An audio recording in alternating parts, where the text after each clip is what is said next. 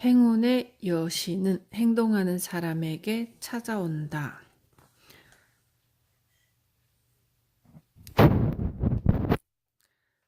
행운의 여신이 함께 하는 사람이 평생 동안 모을 수 있는 재산을 예측하기란 불가능하다.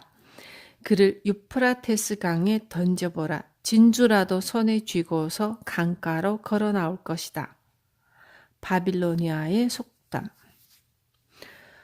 누구나 행운아가 되고 싶어 합니다. 4,000년 전 바빌로니아에 살았던 조상들이나 오늘날을 살아가는 사람들이나 행운의 여신을 만나고 싶어 하는 열망은 똑같습니다. 우리 모두가 변덕스런 행운의 여신에게 사랑의 손길을 기대합니다. 그런데 행운의 여신이 제발로 우리를 찾아오도록 만드는 방법은 없는 것일까요? 행운의 여신을 감동시켜서 사랑을 듬뿍 받아낼 방법은 없는 것일까요? 요컨대 행운을 내 것으로 만들 방법은 진정 없다는 걸까요? 옛 바빌론 사람들도 그 방법을 알고 싶어 했습니다. 그들이 찾아내려고 했던 것도 바로 그것이었습니다. 그들은 빈틈없고 세심한 사색가들이었죠. 그 덕분에 바빌론은 그 시대에 가장 부유하고 가장 강력한 도시로 성장할 수 있었습니다. 머나먼 과거 시대였던 까닭에 바빌론에는 정식 교육기관이 없었죠. 그렇지만 그들에게도 배움터가 있었습니다. 아주 실리적을 가르치는 배움터였죠. 탑처럼 우뚝 솟은 장대한 건물들 중에서 왕궁과 신전만큼이나 중요한 역할을 해내는 건물 하나가 있었습니다. 역사책에서는 그 건물에 대해서 거의 언급되어 있지 않지만 그 건물은 그 시대를 이끌어간 사상의 본산이었습니다. 그 건물의 이름은 배움의 전당이었습니다. 깨달음을 얻은 선생들이 과거의 지혜를 설명해주는 강연장이 있었고 누구라도 나서서 자기 의견을 개진할 수 있는 공개 토론장이 있었습니다. 배움의 전당 안에서는 신분의 차별이 없었죠. 가장 천한 신분의 노예까지도 왕실의 자손과 허물없이 토론을 벌일 수 있었습니다. 배움의 전당을 드나드는 수많은 사람들 중에 아카드란 사람이 있었죠. 바빌로니아에서 가장 부자인 사람으로 알려진 지혜로운 사람이었습니다. 그에게 할당된 특별 강연장에서 아카드는 거의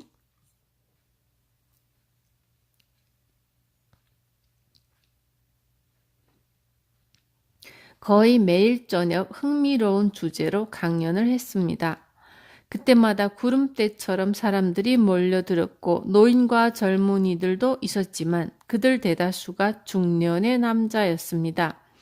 그들은 아카드의 강연을 들은 후 강연에서 언급된 문제를 두고 열띤 토론을 벌였죠. 그런데 행운을 내 것으로 만드는 방법까지도 그들이 다루었을까요? 이 궁금증을 풀어봅시다. 태양이 커다란 붉은 공처럼 하늘을 빨갛게 물들이면서 안개가 자욱한 지평선 아래로 내려앉자 아카드가 어슬렁대는 발걸음으로 강연장에 들어섰습니다. 강연장에는 벌써 100명의 청중이 바닥에 방석을 깔고 앉아 그를 기다리고 있었습니다. 아카드가 강연장을 들어선 후에도 청중이 계속해서 몰려들었죠. 아카드가 그들을 물끄러미 바라보며 물었습니다. 오늘은 어떤 문제에 대해 토론해 볼까요? 잠시 침묵이 흘렀지만 곧 키가 훤칠한 직조공이 자리에서 일어나 우렁찬 목소리로 아카드님, 그동안 선생님과 이곳에 모인 친구들에게 웃음거리가 될지도 모른다는 생각에 망설여 왔던 문제를 토론하고 싶습니다. 아카드와 친구들이 어떤 문제냐고 재촉하자 직조공은 용기를 내어 계속해서 말했습니다. 오늘 저는 무척이나 운이 좋았습니다. 금화가 잔뜩 든 지갑을 길에서 주었지 뭡니까? 솔직히 말씀드려서 이런 행운이 계속되었으면 좋겠습니다. 모두가 저와 똑같은 바람을 갖고 있으리라 생각합니다. 그래서 행운을 끌어들이는 방법을 토론하고자 제안합니다. 모두의 머리를 짜낸다면 행운을 끌어들일 좋은 방법을 찾아낼 수 있지 않겠습니까? 아카드가 빙긋이 웃으며 미소를 지으며 대답했습니다. 네, 아주 흥미로운 주제입니다. 충분히 토론할 가치가 있는 문제라고 생각합니다. 어떤 사람들은 행운이 우연히 찾아오는 기회일 뿐이라고 말하죠. 뜻밖의 사고처럼 아무런 이유도 없이 말입니다. 반면에 행운은 우리가 섬기는 아슈타르 여신의 선물이라 믿는 사람들도 있고요. 그 여신을 기쁘게 해주기 위해 우리가 바친 제물의 대가로 받는 것이라고 말입니다. 여러분은 어떻게 생각하십니까? 행운이 제 발로 우리에게 찾아오도록 만들 방법이 정말로 있다면 그 방법을 우리가 찾아낼 수 있을까요? 모두가 한 목소리로 대답했습니다. 물론입니다. 아카드는 환한 미소로 그들에게 대답해주며 계속해서 말했습니다. 그럼 토론을 시작하기 전에 직조공처럼 아무런 노력도 없이 상당한 보물을 길에서 준 경험이 있는 사람들의 말부터 들어볼까요? 잠시 침묵이 흘렀습니다. 모두가 주변을 두리번거리며 발언자를 찾았지만 아무도 선뜻 나서지 않았죠. 아카드가 물었습니다. 아무도 없나요? 그렇다면 행운은 아주 드물게 찾아오는 것이라 결론 내릴 수 있겠군요. 좋습니다. 그럼 우리 토론을 어디에서 시작할까요? 깔끔한 옷차림의 젊은 사내가 일어나서 대답했습니다. 제 생각을 말씀드리겠습니다. 행운을 언급하자면 도박장을 먼저 생각해 보아야 되지 않을까요? 많은 사람이 도박장에 달려가는 것은 행운의 여신이 그들에게 대박을 안겨줄 것이라는 생각 때문이 아닐까요? 그가 자리에 앉기 무섭게 다른 사내가 나섰습니다. 잠깐, 당신 이야기를 계속해 보시오. 당신은 도박장에서 행운의 여신에게 축복받은 적이 있습니까? 행운의 여신이 주사위를 잘 굴려서 도박장 주인의 돈으로 당신 지갑을 채워주던가요? 아니면 당신이 힘겹게 번 돈을 도박장 주인에게 몽땅 털렸습니까? 젊은 사내는 다시 일어나 너털 웃음을 터뜨리며 대답했습니다. 솔직히 말씀드려서 저는 도박장에 발끝조차 들여놓은 적이 없습니다. 하지만 여러분은 어떤가요? 행운의 여신이 여러분 편에 서서 주사위를 멋지게 굴려주기를 바란 적이 없었습니까? 저는 무엇이라도 듣고 배울 자세가 되어 있습니다. 아카드가 끼어들었습니다. 네, 아주 좋습니다. 우리는 하나의 문제라도 가능한 모든 방향에서 생각해 보기 위해 이 자리에 모였습니다. 따라서 행운이란 문제를 다룰 때 도박장도 간과할 수 없는 부분이라 생각합니다. 도박장을 거론하지 않는다면 오히려 인간의 본능적 욕구를 무시하는 실수를 범하는 것이라 생각합니다. 도박장이야말로 적은 돈으로 큰 돈을 벌겠다는 행운을 실험해 보는 곳이기 때문입니다. 다른 사람이 팔을 번쩍 들며 발언권을 얻었습니다. 저는 어제 경마장에 다녀왔습니다. 행운의 여신이 도박장을 기웃댄다면 황금빛으로 장식된 마차와 입에 거품을 물고 달리는 준마들이 우리 가슴을 뜨겁게 달구는 경마장을 어찌 모른 척 하겠습니까? 아카드님, 솔직하게 대답해 주십시오. 저는 어제 경마장에서 선생님을 보았습니다. 행운의 여신이 선생님께 니네베에서 온 회색 말에 돈을 걸라고 말해주던가요? 저는 우연히 선생님 뒤에 있었던 까닭에 선생님께서 회색 말에 돈을 걸었다는 이야기를 본의 아니게 엿듣고 제 귀를 의심하지 않을 수 없었습니다. 우리만큼이나 선생님께서도 정상적인 경우라면 니네베 말이 바빌론 말을 이길 수 없다는 사실을 잘 알고 있으리라 생각하기 때문입니다. 그런데 마지막 바퀴를 돌 때 안쪽 담이 무너지면서 바빌론 말들을 방해하는 바람에 결국 니네베 말들이 경주에서 승리했습니다. 행운의 여신이 선생님께 회색 말에게 돈을 걸라고 말해주었던 겁니까? 아카드는 그 사내에게 빙긋이 미소를 지어 보이며 대답했습니다. 우리가 경마에 돈을 거는 것까지 행운의 여신이 관심을 가져야 할 이유를 얘기해 볼까요? 그럴 만한 이유가 있을까요? 내 생각이지만 아슈타르 여신은 행운의 여신이라기보다 사랑의 여신입니다. 곤경에 빠진 사람을 돕고 공적이 있는 사람이 보상받는다면 그것만으로도 아슈타르 여신이 기뻐하리라 생각합니다. 나도 아슈타르 여신을 만나고 싶습니다. 그러나 사람들이 버는 것보다 더 많은 황금을 잃는 도박장이나 경마장에서가 아니라 보람있고 가치 있는 행동과 노력이 있는 곳에서 그 여신을 만나고 싶습니다.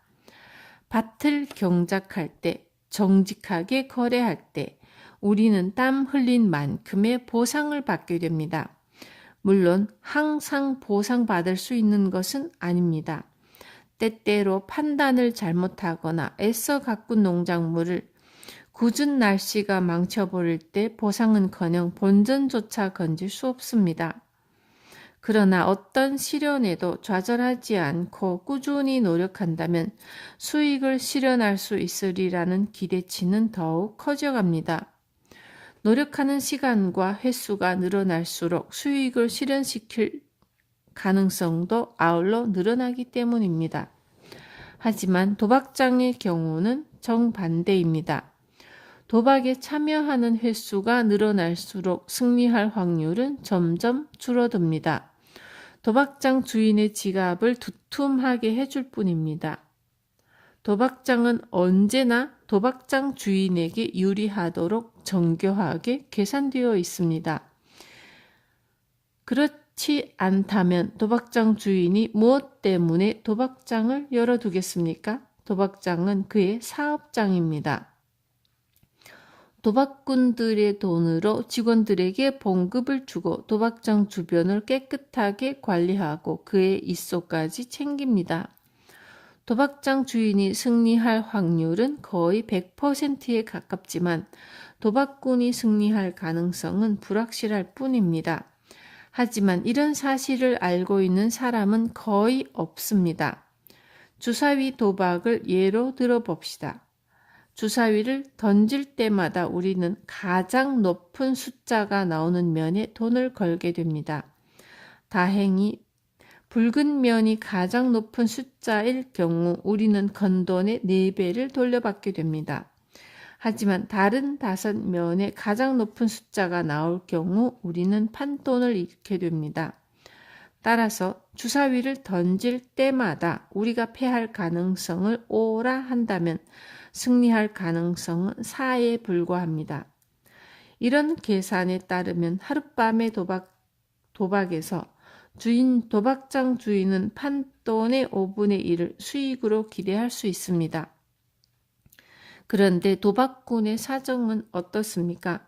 주사위를 던질 때마다 5분의 1만큼이나 패할 가능성이 큰데도 도박꾼이 돈을 딸 수 있을까요? 한 사내가 큰 소리로 대답했다. 하지만 때때로 도박장에서 아주 큰 돈을 버는 사람도 있습니다. 아카드가 빙긋이 웃으며 말했습니다. 물론 그렇습니다. 그런 사람도 있습니다. 그런데 그렇게 행운으로 벌어들인 돈이 어떻게 사용되고 있을까요? 행운의 여신이 도와줘서 목돈을 쥔 사람이 그 돈을 보람되게 사용하는 것을 본 적이 있습니까? 나는 바빌론에서 성공한 사람들을 거의 알고 있습니다. 하지만 그들 중에서 도박장에서 번 돈으로 성공의 길로 나아가기 시작한 사람은 한 명도 없었습니다. 오늘 밤 여기에 모인 여러분도 바빌론에서 내노라 하는 자산가들을 알고 있을 것입니다.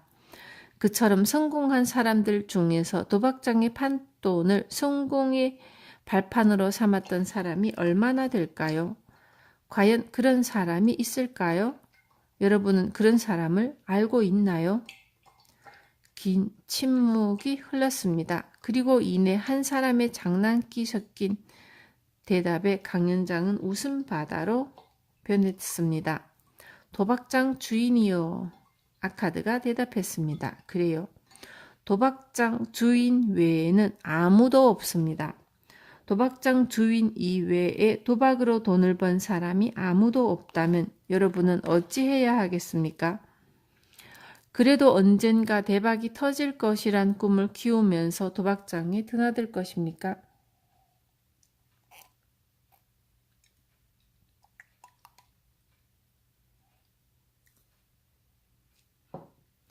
도박장에서 한 미천 잡겠다는 헛된 꿈에 계속 매달려 살 겁니까?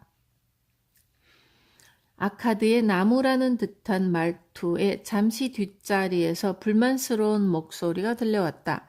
그러나 그런 불평은 강연장의 진지한 분위기에 곧 수그러들었습니다. 아카드가 계속해서 말했습니다. 아시타르 여신이 도박장 같은 곳에 드나든다고 우리까지 그런 곳에서 행운을 쫓아서는 안 될 것입니다. 다른 곳으로 눈을 돌려야 하죠. 세상에는 눈먼 돈이 마구 돌아다니고 있지만 우리는 그 돈이 어디에 있는지 아직 모릅니다. 도박장을 드나들어 보았지만 그곳은 아니었습니다. 경마장이요. 솔직히 말해서 나는 경마장에서 딴 돈보다 훨씬 많은 돈을 잃었습니다. 이제 좀 더 진지해져 봅시다. 무역과 기업을 생각해 보십시다. 정직한 거래로 상당한 수익을 올렸다면 그것이 행운일까요? 아니면 우리 노력에 대한 공정한 보상일까요?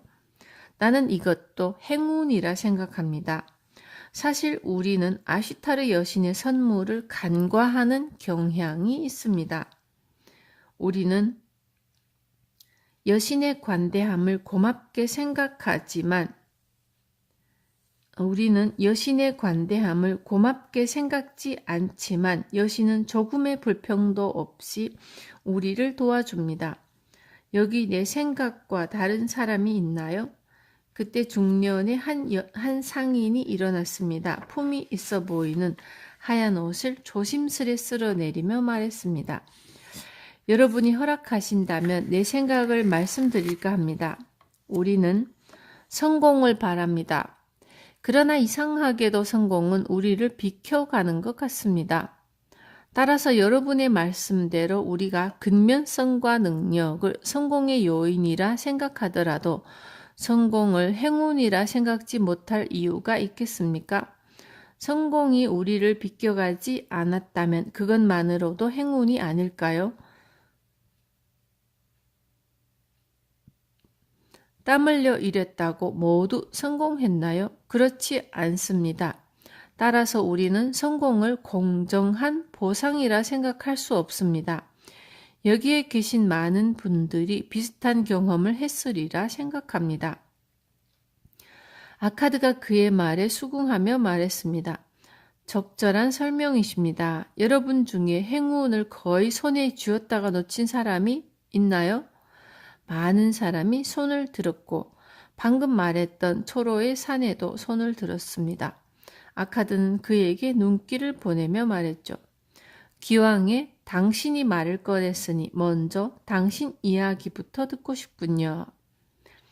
아카드의 권유의 초로의 사내는 다시 자리에서 일어나 자신의 경험담을 말하기 시작했습니다. 기꺼이 그렇게 하겠습니다. 행운이 우리에게 어떻게 다가오는지, 하지만 우리가 찾아온 행운을 어떻게 놓쳐버리는지에 대해서 말씀드리겠습니다. 행운의 여신이 지나간 다음에 가슴을 치고 통곡한들 무슨 소용이 있겠습니까? 오래전 젊은 시절이었습니다. 우리는 갓 결혼한 신혼부부였고 돈벌이도 괜찮았죠. 그런데 어느 날 아버지가 찾아오시더니 좋은 투자 건수가 생겼다며 내게 강력히 권했습니다. 아버지 친구의 아들이 외성에서 많이 떨어지지 않은 곳에 미개간지를 찾아냈다는 것이었죠. 수로에서 멀리 떨어져 물이 들어올 수 없는 곳이었습니다. 아버지 친구의 아들은 그 땅을 사들일 계획이었습니다. 비록 척박한 땅이었지만 물레방아를 3군데쯤 설치해서 황소에게 끌게 한다면 생명수를 끌어올려 옥토로 만들 수 있을 것이란 생각이었습니다. 그렇게 1차 계획이 예상대로 끝난다면 그 땅을 조그만 필지로 나누어 도시 사람들에게 채소밭으로 분양하겠다는 추가 계획도 세웠습니다. 그러나 아버지 친구의 아들에게는 그 사업을 꾸려갈 충분한 자금이 없었습니다. 나처럼 그 친구도 괜찮은 돈벌이를 하고 있던 젊은이였고요. 그의 아버지도 내 아버지처럼 대가족의 가장이었지만 큰 재산가는 아니었습니다. 그래서 그 친구는 그 사업을 함께 할 사람들을 모집하기로 결심했던 것입니다. 일단 12명을 생각했습니다. 모두가 따로 돈을 버는 사람이었기 때문에 그 땅을 개발해서 분양할 수 있을 때까지 각자 수입의 일화를 투자하기로 합의를 보았고, 물론 총 수익은 투자한 액수에 비례해서 공정하게 분배한다는 합의도 있었습니다. 그래서 내 아버지가 불이 나게 달려와서 내게 투자를 권유했던 것이죠. 아들아, 너는 아직 젊다. 내가 큰 부자가 되어서 주변에서 존경받는 사람이 되는 것이 내 간절한 꿈이구나. 내가 내 실수에서 교훈을 얻었으면 좋겠구나. 아버지, 저도 부자가 되고 싶습니다. 이 세상에 부자가 되고 싶지 않은 사람이 어디에 있겠습니까? 그럼 내 말대로 하거라. 내가 내 나이였다면 무엇이라도 했을 것이다. 내 수입에서 10분의 1을 떼어서 유망한 사업에 투자하거라. 그렇게 내 수입에서 10분의 1을 떼어서 다른 곳에 투자한다면 그것이 대단한 돈을 벌어줄 게다. 내 나이가 되기 전에 너는 상당한 재산가가 될 수 있을 게다. 아버지 말씀이 지혜의 말씀인 줄은 압니다. 저도 부자가 되고 싶습니다. 하지만 제가 벌어야 얼마나 벌겠습니까? 지금도 쓸 곳이 많은걸요. 솔직히 말씀드려서 아버지의 좋은 대로 제 수입에 1알씩이나 투자하기가 망설여집니다. 저는 젊습니다. 아직 시간이 많습니다. 내 나이에는 나도 아직 시간은 많다. 너는 언제라도 벌 수 있는 거야. 이렇게 생각했단다. 하지만 그 후로 많은 세월이 지났지만 아버지는 아직 시작조차 못하고 있다. 아버지, 저는 아버지와는 다른 세대에 살고 있습니다. 저는 그런 실수를 저지르지 않을 겁니다. 아들아, 지금 기회가 너를 찾아왔단다. 너를 부자로 만들어줄 행운의 손길을 내밀고 있는 것이란다. 아들아, 제발 이번 기회를 놓치지 말거라. 망설이지 말고 투자해야 한다. 내일이라도 내 친구의 아들을 찾아가 내 수입의 일화를 투자하겠다고 말하거라. 아니, 오늘이라도 당장 찾아가거라. 기회는 우리를 기다려주지 않는단다. 순식간에 사라지는 것이지. 아들아, 제발 망설이지 말거라. 아버지의 간절한 충고에도 불구하고 나는 망설였습니다. 그때 시장에는 장사꾼들이 동양에서 가져온 아름다운 옷들이 넘쳐나고 있었죠. 내 아내에게 입힌다면 너무나도 아름다울 옷들이었습니다. 그러나 내 수입의 10분의 1을 그 사업에 투자한다면 우리가 간절히 바라던 즐거움을 포기해야만 했죠. 나는 선뜻 결정을 내릴 수 없었습니다. 그리고 마침내 투자하기로 결심했을 때는 너무 때늦은 결심이었습니다. 그 때문에 나는 엄청난 후회를 해야 했고요. 그 사업이 예상보다 훨씬 높은 수익을 냈기 때문입니다. 나는 제 발로 찾아온 기회를 놓쳐버린 셈이었습니다. 초로의 사내는 말을 마치고 자리에 앉았습니다. 그러자 사막에서 온 검은 피부의 사내가 일어났습니다. 결국 행운은 기회를 놓치지 않는 사람에게만 찾아온다고 요약할 수 있겠군요. 그렇습니다. 어떤 일에나 시작이 있는 법입니다. 커다란 재산도 그 처음은 한 푼에서 시작되는 것입니다. 수입에서 일정한 부분을 떼어서 투자할 때 우리는 부자가 될 수 있습니다. 나는 지금 많은 가축을 거느린 목장 주인입니다. 하지만 내 시작은 아주 작았습니다. 어렸을 때 은화 한 잎으로 송아지 한 마리를 사들인 것으로 시작했습니다. 지금 생각하면 별것 아니지만 분명 그것은 나를 부자로 만들어준 발판이었습니다. 어찌 생각하면 내게 가장 소중한 재산이었습니다. 커다란 재산가가 되기 위한 첫 출발은 누구에게나 찾아올 수 있는 행운입니다. 단순한 첫걸음이지만 우리 삶을 완전히 뒤바꿔줄 수 있는 가장 중요한 걸음입니다. 땀을 흘리며 돈벌이를 하는 사람에게 투자한 돈이 벌어들인 돈의 배당금을 즐길 수 있는 사람으로 뭐가 이렇게 복잡할까요? 땀을 흘리며 돈벌이를 하는 사람에서 투자한 돈이 벌어들인 돈의 배당금을 즐길 수 있는 사람으로 우리를 바꿔주는 걸음입니다. 다행히 젊었을 때 그 기회를 잡는다면 어떻게 되겠습니까? 뒤늦게서야 깨닫고 그때서야 시작한 사람이나 저분의 아버지처럼 영원히 시작조차 못한 사람과 비교할 때 어떤 차이가 있겠습니까? 만약 저분이 젊은 시절에 그 기회를 잡았다면 오늘 저분은 이 세상에서 좋은 것만을 골라가며 행복한 삶을 즐길 수 있을 것입니다. 오는 길에서 두둑한 지갑을 주었다는 직조공이 그 행운을 첫 출발로 삼아 올바른 방향으로 나아간다면 머지않아 직조공도 대단한 재산가가 될 수 있으리라 생각합니다. 이때 다른 나라에서 온 듯한 낯선 사람이 손을 번쩍 들며 발언권을 청했습니다. 저에게도 말할 기회를 주셔서 감사합니다. 저는 시리아에서 왔습니다. 바빌로니아 말을 썩 잘하지는 못하고 실례인 줄 압니다만 저분과 같은 사람을 바빌론에서 어떻게 부르는지 알고 싶습니다. 물론 시리아 말로는 적절한 단어가 있지만 제가 시리아 말로 한다면 여러분이 못 알아들으실 것이 아닙니까?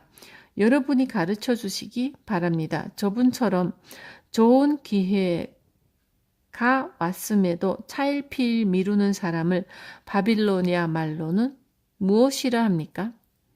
어딘가에서 곰뱅이라고 대답했다. 그러자 시리아 사람이 흥분한 듯 두 팔을 흔들어대며 큰 소리로 말했습니다. 곰뱅이요? 적절한 비유입니다. 곰뱅이는 기회가 눈앞까지 찾아와도 선뜻 받아들이지 않습니다. 마냥 기다립니다. 더 좋은 기회가 올 것이라 말하면서 빈둥거립니다. 그런 사람에게 어찌 더 좋은 기회가 찾아올 수 있겠습니까?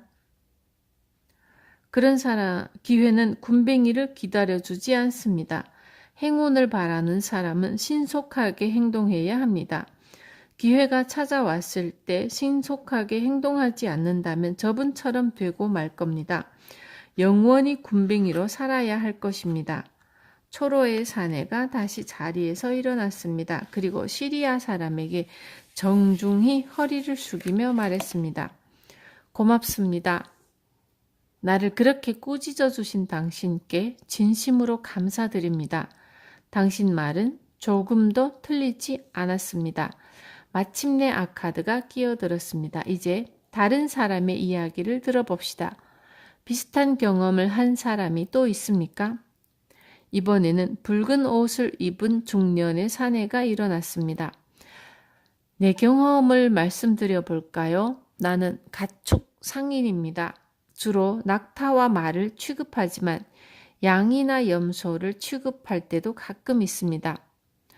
어느 날 밤 전혀 예기치 않게 찾아온 기회에 대해서 여러분께 말씀드릴까 합니다. 어쩌면 너무도 뜻밖의 찾아온 기회였던 까닭에 나는 그 기회를 놓쳐버렸는지도 모릅니다. 어쨌든 내 이야기를 잘 듣고 여러분의 판단에 맡기겠습니다. 어느 날 저녁 나는 좋은 낙타를 찾기 위한 열흘간의 여행을 마치고 집으로 돌아오던 길이었습니다. 어찌 된 일인지 여행 성과도 좋지 않았는데 성문까지 닫혀 있는 것이 아니겠습니까? 화가 나서 견딜 수 없었습니다. 먹을 것도 없고 마실 것도 없었기 때문입니다. 노예들이 그날 밤을 보내려 천막을 치기 시작했습니다. 그때 초로의 농부가 우리에게 다가왔습니다. 그도 우리와 똑같은 신세였습니다. 농부는 나를 한동안 살펴보더니 이렇게 말했습니다. 선생님의 모습을 보니 장사하는 분 같습니다. 내 생각이 맞다면 선생에게 이 세상에서 가장 건강한 양떼를 팔고 싶습니다. 내 아내가 열병에 걸려 병석에 눕는 바람에 집으로 황급히 돌아가야만 합니다. 내 양떼를 사주시겠습니까? 그렇게 해주신다면 나와 내 노예들이 홀가분한 몸으로 지금이라도 출발할 수 있을 것입니다. 이미 날이 어두웠기 때문에 나는 그의 양떼를 볼 수 없었지만 양들의 울음소리에서 상당한 수가 된다는 것을 짐작할 수 있었습니다.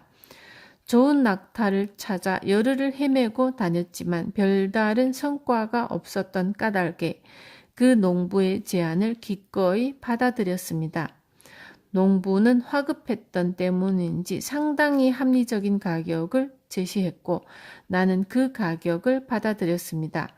아침에 성문이 열리면 곧바로 성 안으로 끌고 가 커다란 이익을 남기고 되팔 생각까지 했습니다. 거래가 체결된 후 나는 노예들에게 횃불을 만들라고 지시했습니다. 농부의 말에 따르면 900마리라고 했지만 직접 그 수를 헤아리고 싶었기 때문입니다. 그러나 양들이 목이 말랐는지 쉴 새 없이 물을 찾아 돌아다녀 제대로 헤아릴 수가 없었습니다. 애초부터 불가능한 일이었죠. 그래서 나는 농부에게 날이 새면 다시 양의 수를 확인한 다음에 돈을 지불하겠다고 퉁명스레 말했습니다. 하지만 농부는 다음날 아침까지 기다릴 여유가 없었습니다. 내게 간청하듯 말했죠. 그럴 여유가 저는 없습니다. 나는 지금 출발해도 늦습니다. 오늘 밤엔 내가 제안한 값의 3분의 2만 주십시오. 그러면 가장 똑똑한 노예를 남겨두겠습니다. 내가 가장 신임하는 노예입니다. 내일 아침 그 노예와 함께 양의 수를 확인하신 다음에 나머지 돈을 그에게 주십시오. 하지만 나는 양보하지 않았고 그날 밤에는 한 푼도 줄 수 없다고 버티었습니다. 다음 날 아침 내가 잠에서 깨기도 전에 성문이 열리면서 가축 상인들이 양떼를 찾아 몰려 나왔습니다. 그 도시는 먹을 것이 부족했기 때문에 상인들은 서로 높은 값을 주겠다며 농부에게 양떼를 팔라고 졸라댔습니다. 결국 농부는 전날 밤 내게 제안했던 가격의 3배나 되는 돈을 받고 고향으로 돌아갔죠. 거꾸로 생각하면 나는 제 발로 굴러들어온 행운을 내 손으로 내던진 꼴이었습니다. 중년 사내의 이야기가 끝나자 아카드는 군중에게 눈을 돌리며 물었습니다. 참 소중한 경험담이었습니다. 그런데 이 이야기에서 어떤 교훈을 얻을 수 있을까요? 안장을 만드는 사람이 일어나 대답했습니다.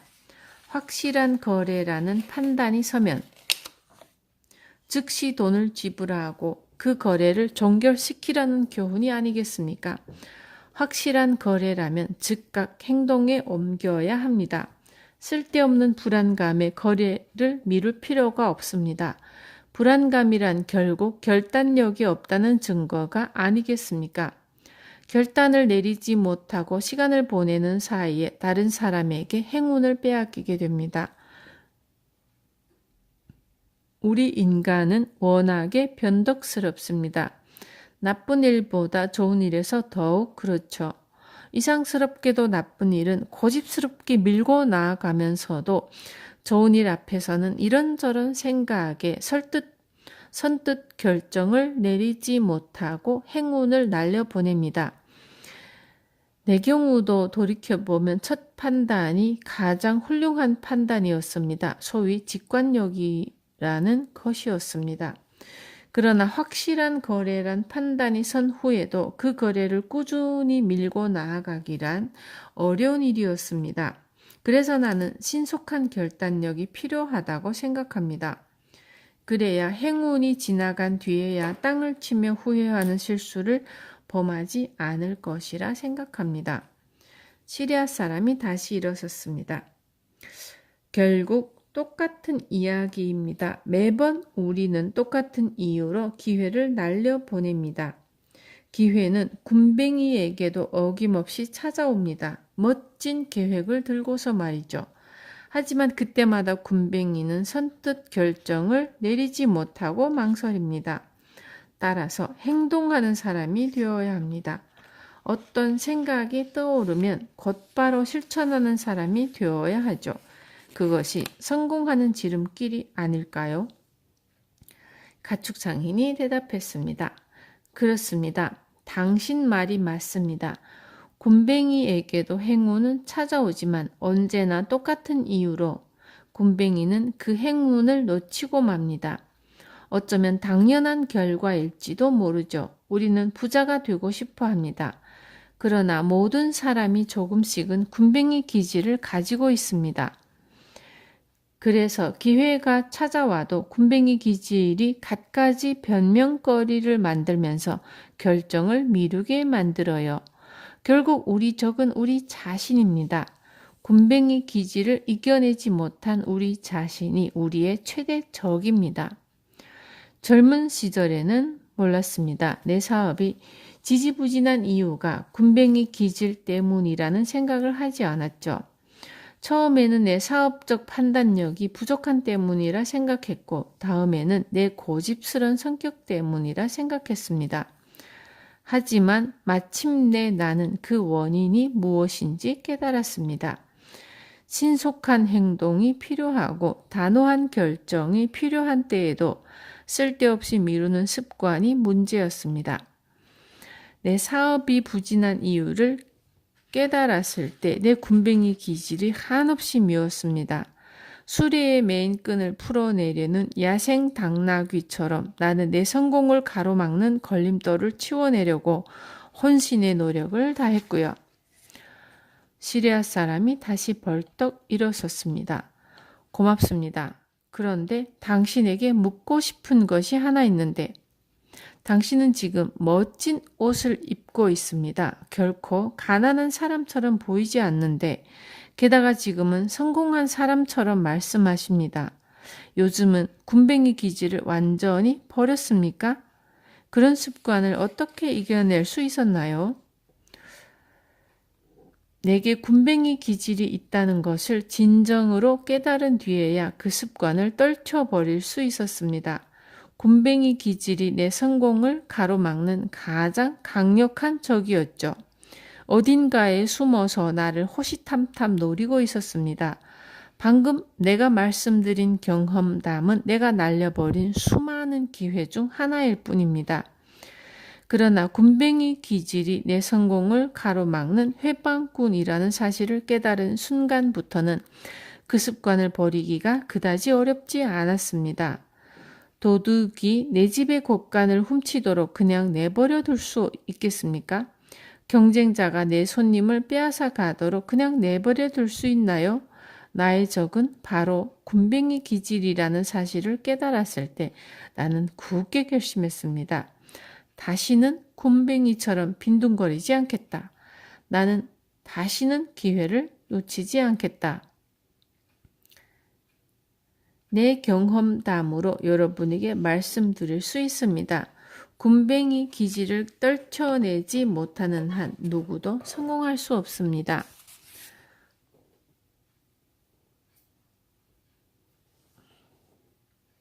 굼벵이 기질을 이겨낸 사람만이 바빌론의 보물을 나눠 가질 수 있습니다. 이렇게 말하고 가축 상인은 아카드를 바라보며 물었습니다. 아카드님, 저의 말을 어떻게 생각하십니까? 선생님은 바빌론에서 가장 부자입니다. 그래서 많은 사람들이 선생님을 이 세상에서 최고의 행운아라고 말합니다. 굼벵이 기질을 완전히 씻어내지 못한다면 결코 성공의 달콤한 열매를 맛보지 못할 것이라는 내 말에 동의하십니까? 아카드가 고개를 끄덕이며 대답했죠. 당신 말에 전적으로 동감입니다. 꽤 오랜 세월을 살면서 나는 여러 세대의 사람들을 지켜보았죠. 학문의 길을 걷는 사람, 장사하는 사람, 과학의 길을 걷는 사람 등 모두가 성공을 꿈꾸면서 나름대로 열심히 일하는 사람들이었는데, 그리고 그 모두에게 기회가 찾아왔을 때 그 기회를 꽉 붙잡고 성공의 길로 치달은 사람도 있었지만 대다수가 단호히 결정을 내리지 못하고 망설이다가 뒤처지고 말았습니다. 이렇게 말하고 아카드는 직조공에게 눈길을 주며 말했습니다. 자네가 제안한 대로 우리는 지금까지 행운이란 문제를 토론해 보았네. 자네 생각을 듣고 싶군. 그래, 자네는 행운이 무엇이라 생각하나? 오늘 토론에서 많은 것을 깨달았습니다. 행운을 완전히 다른 관점에서 보게 되었죠. 지금까지 저는 행운을 특별한 노력 없이 얻을 수 있는 것이라 생각했습니다. 하지만 노력 없이 얻을 수 있는 것은 아무것도 없다는 사실을 깨닫게 되었습니다. 행운을 내 것으로 만들기 위해서는 기회를 이용할 줄 알아야 한다는 사실도 깨달았고요. 이제 기회가 제게 찾아온다면 저는 그 기회를 절대 놓치지 않을 것입니다. 그 기회를 최대한 이용해서 제가 꿈꾸는 삶을 이루어낼 것입니다. 자네는 오늘 있었던 토론을 제대로 이해한 것 같군. 그리고 아카드는 강연장을 찬찬히 훑어보며 결론지어 말했습니다. 그렇습니다. 기회를 잡은 사람에게만 행운이 찾아주는 법입니다. 잘 생각해 보십시오. 아시타르 여신이 선물한 기회를 초로의 상인이 놓치지 않았다면 그는 커다란 행운을 얻었을 것입니다. 가축 상인이 그 양떼의 값을 그날 밤에 지불했더라면 그는 커다란 이익을 남기고 양떼를 되파는 행운을 누릴 수 있었을 것입니다.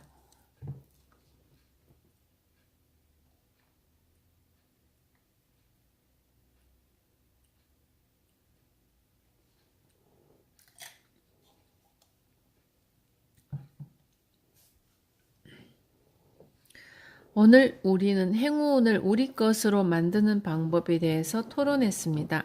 그리고 우리는 그 방법을 찾아냈고요. 두 사례에서 보았듯이 행운은 기회를 뒤따라오는 것이었습니다. 여기에서 우리는 한 가지 진리를 찾아낼 수 있습니다. 행운에 관련된 수많은 이야기에서 공통적으로 찾아지는 교훈이기도 합니다. 행운의 여신은 기회를 받아들인 사람에게만 미소를 지어준다. 더 나은 삶을 살기 위해서 기회를 간절히 기다리는 사람들에게 행운의 여신은 찾아옵니다. 여신을 즐겁게 해주는 사람에게 여신이 어찌 도움을 주지 않겠습니까? 여신은 어떤 사람을 좋아할까요? 바로 행동하는 사람입니다. 행동하는 사람만이 여신의 마음을 사로잡을 수 있습니다. 당신이 꿈꾸는 성공의 길로 당신을 인도해 주는 것이 바로 행동이기 때문입니다. 행운의 여신은 행동하는 사람을 사랑합니다.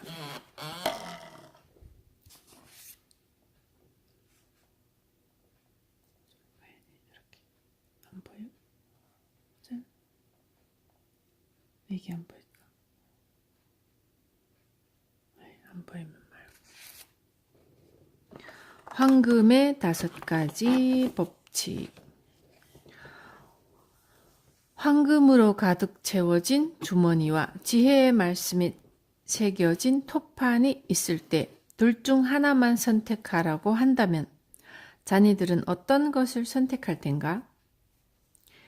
햇볕에 까맣게 그을린 얼굴의 사내들이 사막에서 모닥불을 피워놓고 밤을 보내고 있었다. 모두 27명의 사내들이 합창하듯이 대답했다. 그야 당연히 황금 주머니죠. 칼라밥 노인은 빙긋이 미소를 지으며 말했다. 잠깐 귀를 기울여 보게. 깊은 밤에 저기에서 늑대들이 울부짖는 소리를 들어보게. 저 녀석들이 소리를 길게 뽑으면서 울어대는 이유가 무엇이겠나? 굶주림에 지쳤기 때문이지. 하지만 저 늑대들에게 충분한 먹이를 주어보게나. 그럼 저 녀석들이 어떻게 하겠나?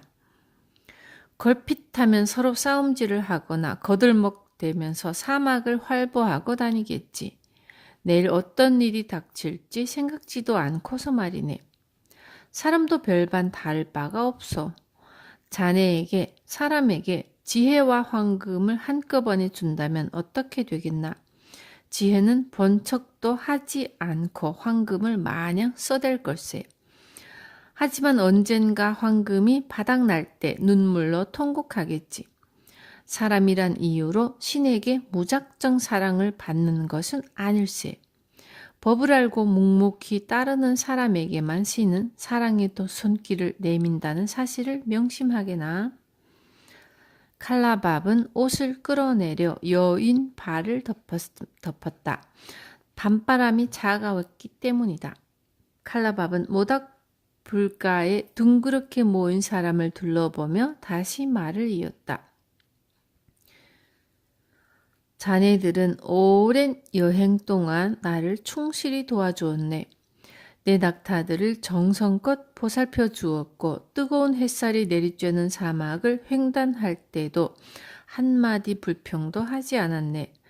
내 물건을 빼앗아 가려는 강도들에 맞서 용감히 싸워주었고 그래서 오늘 밤 자네들에게 황금의 5가지 법칙을 가르쳐주는 것으로 그 보답을 하려 하네. 자네들이 전에는 듣지 못한 새로운 이야기이네. 바로 부자가 되는 방법이니까. 이제부터 내 이야기를 잘 듣고 가슴에 새겨두게나. 그 뜻을 올바로 헤아려서 그대로 실천한다면 자네들도 언젠가 반드시 부자가 될 수 있을 테니까. 칼라밥은 잠시 말을 멈추었다. 푸른 빛의 차양 위로는 별들이 바빌로니아의 검은 하늘에서 수정처럼 밝게 빛나고 있었고 그들의 뒤로는 사막의 거센 바람에 대비해 말뚝을 깊이 박아 세운 천막의 그림자가 드리워져 있었다. 근처에서는 낙타들이 모래밭에 네 다리를 쭉 펴고 있었다. 기분 좋게 되새김질하는 녀석들도 있었지만 코까지 골아대면서 깊은 잠에 빠진 녀석도 있었다. 짐꾼의 우두머리가 칼라밥을 바라보며 말했다.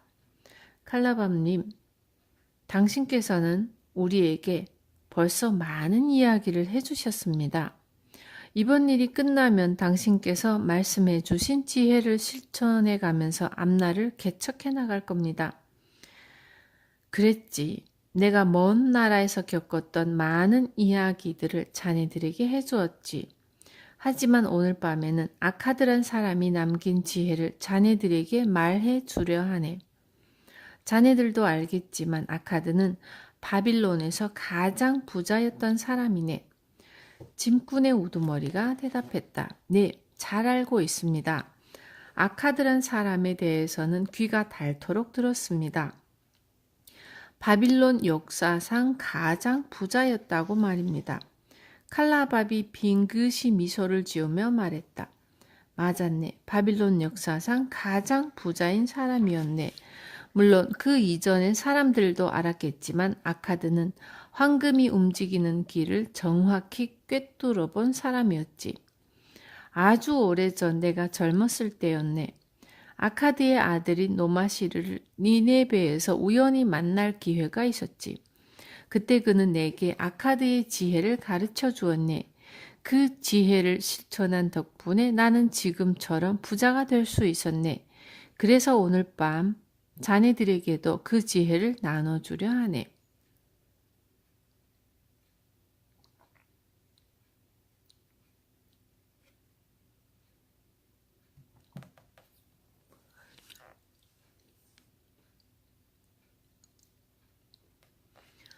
어느 날 나는 내 주인과 노마시르의 집에서 밤늦도록 일하고 있었네. 주인을 도와서 값비싼 융단들을 집 안으로 옮겼지.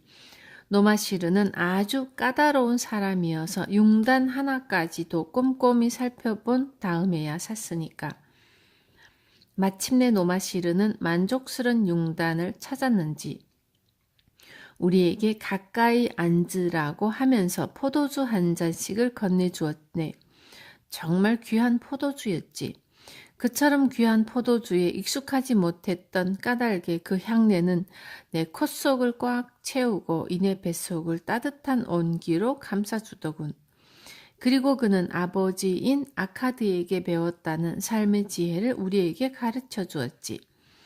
자네들도 알겠지만 자식들은 재산을 물려받겠다는 기대감에서 부모 곁을 떠나지 않고 사는 것이네. 바빌론이라고 예외는 아니었지. 하지만 아카드는 그런 관습을 그대로 인정하지 않았네.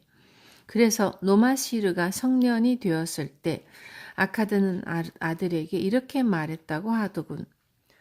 노마시르야, 내가 내 재산을 물려받았으면 좋겠구나. 하지만 내가 내 재산을 제대로 관리할 수 있을지 의문이구나. 먼저 내 능력을 증명해 보이거라. 내가 저 넓은 세상으로 나가서 돈을 벌어들이면서 주변 사람들에게 존경받을 능력이 있다는 사실을 내게 보여주기 바란다.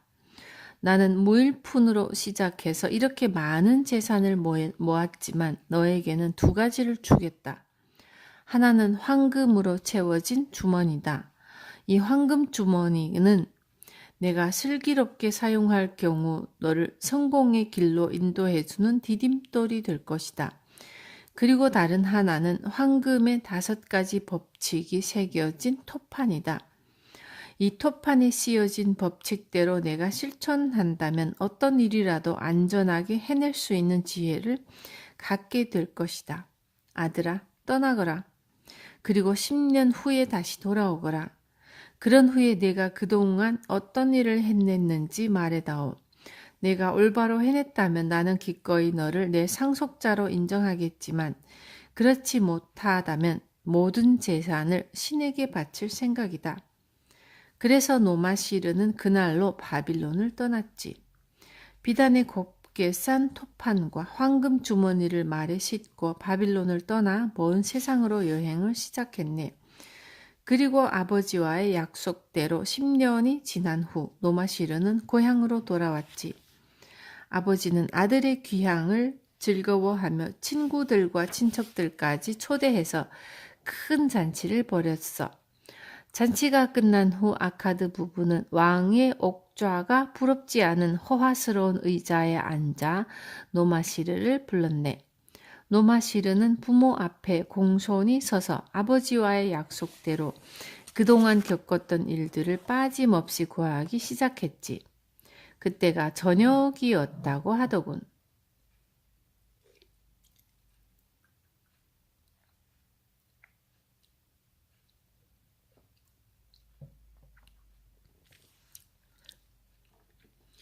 방을 어스름이 밝힌 등잔불에 심지에서 피어오른 연기로 방 안은 안개가 낀 것처럼 보였네. 하얀 옷을 입은 노예들이 종려나무 잎새를 살랑살랑 흔들어대면서 습한 공기를 몰아내고 있었겠지. 노마시르의 아내와 어린 두 아들 그리고 친구들과 친척들은 응접실에 깔아놓은 융단에 조용히 앉아 노마시르의 이야기를 들었다네. 노마시르는 차분한 목소리로 지난 10년을 회고하기 시작했지. 아버님, 먼저 아버님의 지혜에 깊이 감사드립니다. 10년 전 제가 성인이 되었을 때 아버님은 저에게 넓은 세상으로 나가서 사람들과 부대끼면서 살아보라고 말씀하셨습니다. 덕분에 저는 재물의 노예에서 벗어날 수 있었습니다. 아버님은 제게 넉넉한 황금을 준비해 주셨습니다. 게다가 아버지의 지혜까지 함께 주셨습니다. 황금은 물거품과도 같은 것이었죠.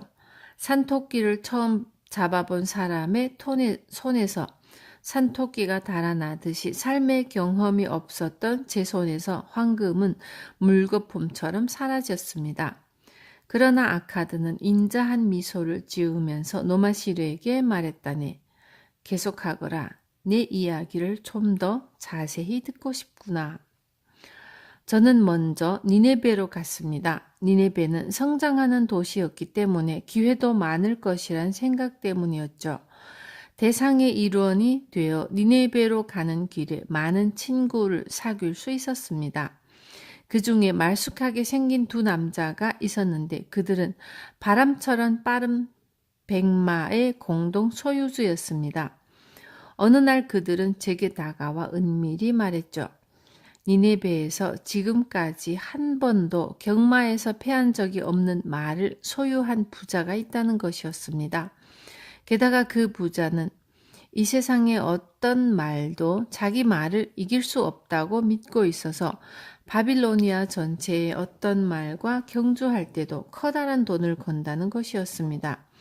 하지만 두 친구는 그들의 말에 비해 부자의 말은 느림보 거북이에 불과하다면서 저에게도 그 경주에 돈을 걸 기회를 주겠다고 말했습니다.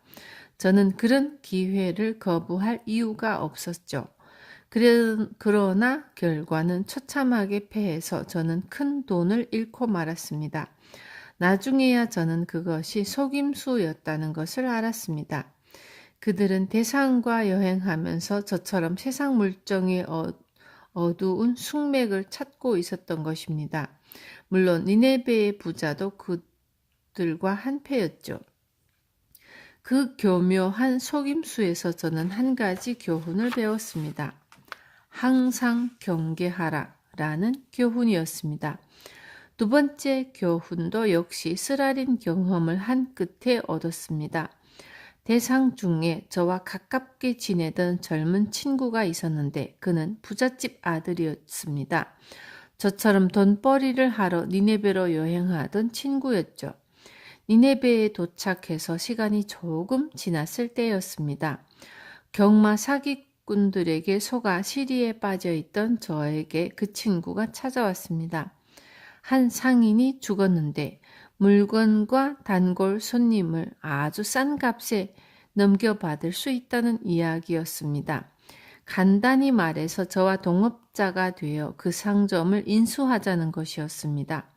하지만 그가 투자할 돈을 가져오기 위해 바빌론에 다녀와야 하니 제 돈으로 일단 그 상점을 인수하고 나중에 그의 목만큼 돌려주겠다고 말했습니다. 저는 경마 사기꾼에게 털린 돈을 만회하고 싶어서 그 제안에 선뜻 응했습니다. 그러나 바빌론으로 떠난 그는 돌아오지 않았고 설상가상으로 그 상점은 전혀 장사가 되지 않았습니다. 상점을 인수한 후에야 깨달았지만 진열된 물건들이 거의 팔리지 않는다는 것들이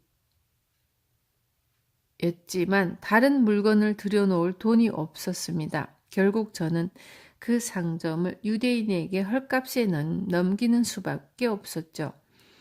그 후 저는 그야말로 비참한 시간을 보내야 했습니다. 일자리를 찾아보았지만 그것도 쉽지 않았고 그때까지 돈을 벌어본 적도 없고 장사를 해본 적도 없는 사람을 누가 고용하려 했겠습니까? 저는 말과 노예들을 팔았습니다.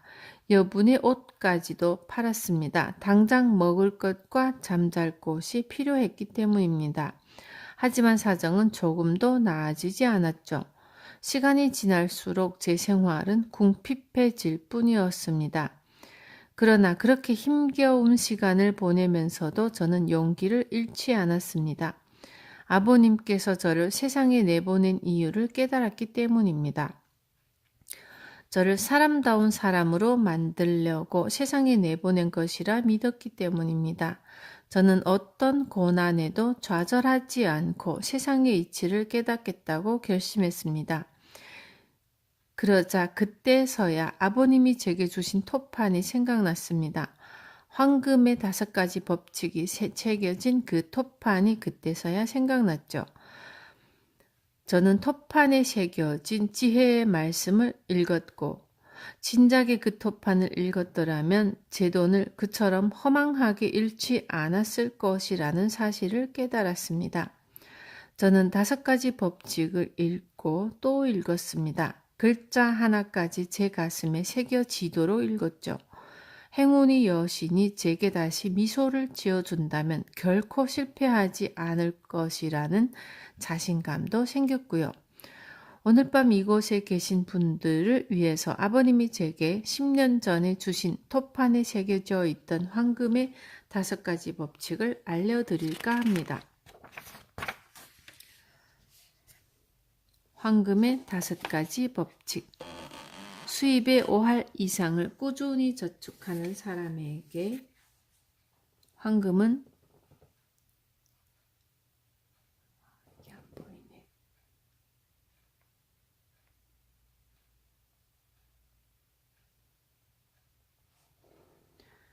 1번은 수입의 1할 이상을 꾸준히 저축하는 사람에게 황금은 기꺼이 찾아올 것이며 곧 그와 가족의 행복한 미래까지 보장해주는 커다란 재산으로 커갈 것이다. 황금을 안전한 곳에 투자할 때 황금은 꾸준히 늘어나고 나중에는 들판의 양떼처럼 급속히 늘어날 것이다. 지혜와 경험을 갖춘 사람의 조언을 받아 황금을 투자하는 신중한 사람만이 황금을 지킬 수 있을 것이다. 본인이 잘 알지 못하는 분야나 경험 있는 사람이 추천하지 않는 분야에 투자하는 사람은 황금을 지킬 수 없을 것이다. 일확천금을 꿈꾸거나 사기꾼의 달콤한 감언 이설을 쫓고 있거나 자신의 미숙함을 깨닫지 못한 채 덧없는 욕망에 사로잡힌 사람은 결코 황금을 손에 쥘 수 없을 것이다.